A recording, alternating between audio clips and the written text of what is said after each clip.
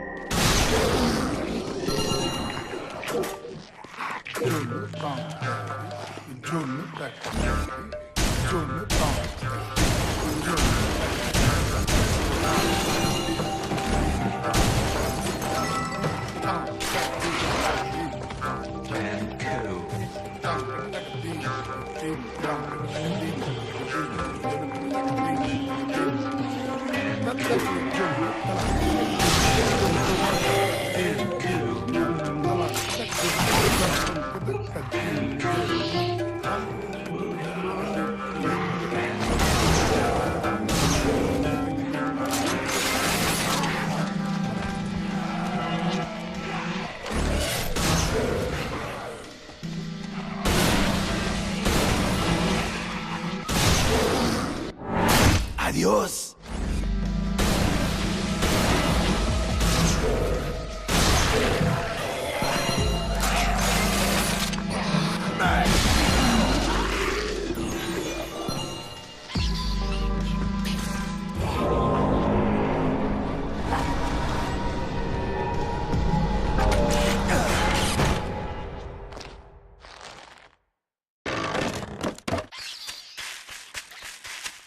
Why do I feel like I'm in a movie? What, were you raised in a barn? Good to know we have the same tastes.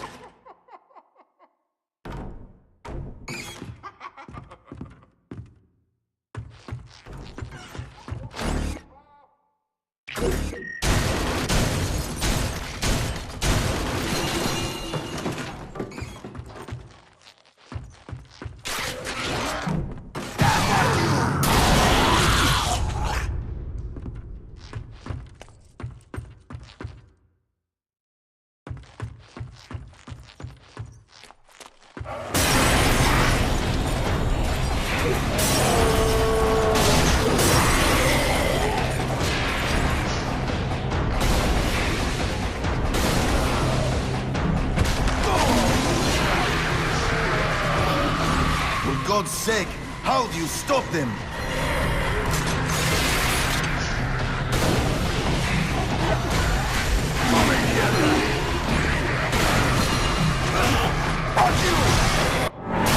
Yeah.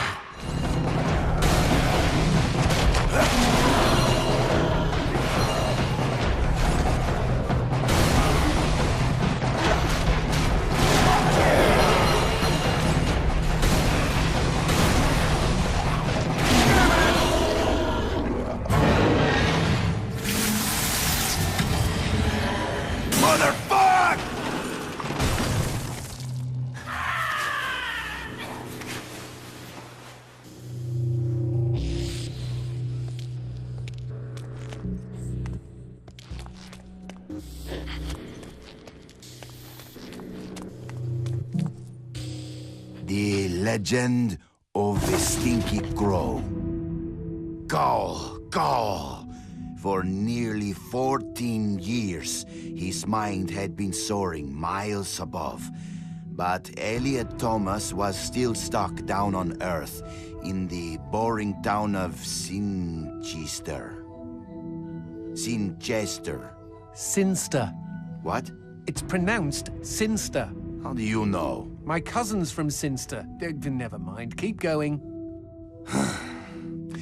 Alone in his treehouse, he glued feathers to his wingsuit, readying himself for the day he would join the Phoenixes and Quetzalcoatlus in the sky. "Dinner time," cried his mother from their house across the yard. Elliot sat at the center of the table. A TV dinner was challenging his BO as the dominant smell in the room. On his left, his mother yammered about her day at the ER. On his right, his father was absorbed in his smartphone. As for Elliot, his eyes were fixed on the ceiling fan, the most fascinating personality within a 10-foot radius. In homeroom the next day, Justin Schmakovsky threw a crappy paper airplane at him. Within seconds, Elliot had built a superior vessel. He stood up on his chair and swiftly launched the Papierflieger. What? At his unsuspecting enemy. Go, Papierflieger, go! Zoom, splort. The marvel of paper aviation lodged itself in Justin's tender eyeball. "Mr. Thomas," bellowed their teacher, "go to the principal's office." Later that day, Elliot was cooing quietly to himself as he bought a candy bar in the lobby. Casey Witchtits was smoking nearby and sneered at him. "You'll never fly, Stinky Crow," she laughed. "Why don't you go jack off to some bird porn? I bet you do more fapping than flapping." Hey, that's pretty good. "Fuck you!" screeched Elliot as he ran for the door. It was dark out by the time Elliot meandered home. On the sidewalk, he passed a gaunt man who stared at him intently, desperately even. Uh-oh, stranger danger. The man opened his mouth and said, "Uviwa, Uviza." What the fuck? Elliot had planned to eat his candy bar tonight while he finished his masterpiece, but he instead held it out to the man. "I know what you mean," he replied. The schoolyard was packed the next morning as Elliot's classmates waited for first bell. "Go, go!" As one, the students turned toward the gate and saw Elliot dressed head to toe in his wingsuit. After a moment of shock, they burst into laughter. But they were already far below him. He swooped through their midst and into the school. "Go, go!" He bounded through the halls, zigzagged up the stairwell. "Go!" The school let out a collective gasp when they saw a Stinky Crow on the roof.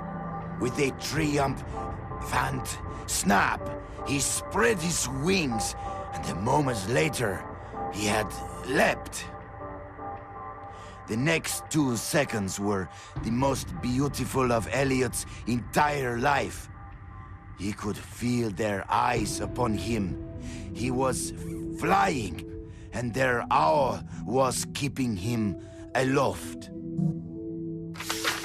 10 minutes later, as guidance counselors wiped bits of Elliot off sobbing students, and the police struggled to piece together the story you are reading now, Elliot's teacher looked down at the wreckage of the boy on the pavement, and never forgot what he saw.